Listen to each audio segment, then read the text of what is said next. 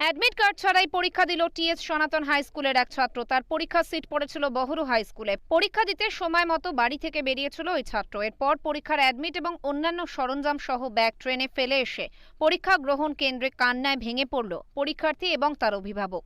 Sarberia T S সনাতন স্কুলের মাধ্যমিক পরীক্ষার্থী শুভজিৎ মণ্ডলের পরীক্ষার সিট পড়েছিল বহরু হাই স্কুলে।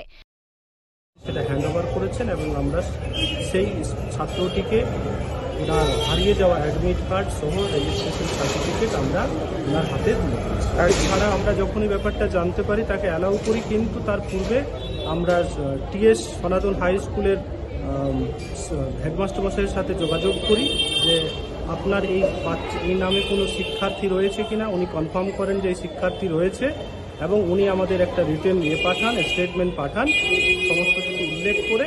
সেই বেসিসে আমরা ওনাকে করি এবং ডিআর ফর্ম, বোর্ড থেকে যে ডিআর ফর্ম আসে সেই ডিআর ফর্মে ওনার নাম ছিল বলেই আমরা বাচ্চাটিকে অ্যালাউ করি।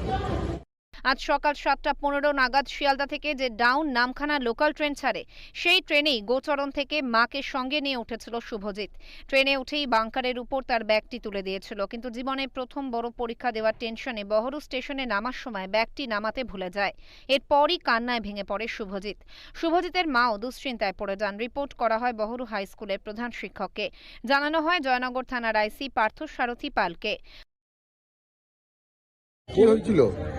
আমরা গোচরণ থেকে উঠেছিলাম, বড় যখন নামও দেখছি যে আমার ছেলের ব্যাগ বলছে যে ট্রেনে থেকে উঠে ভুলে গেছে। ওখান থেকে এসে স্কুলে স্যারেদের কাছে বলতে, তখন স্কুলের কাছে বলেছিলাম বলতে, তারপর আমাদের ওখান থেকে পরীক্ষা চলাকালীন তখন পুলিশ যায় আমার ছেলের ব্যাগ টেনে।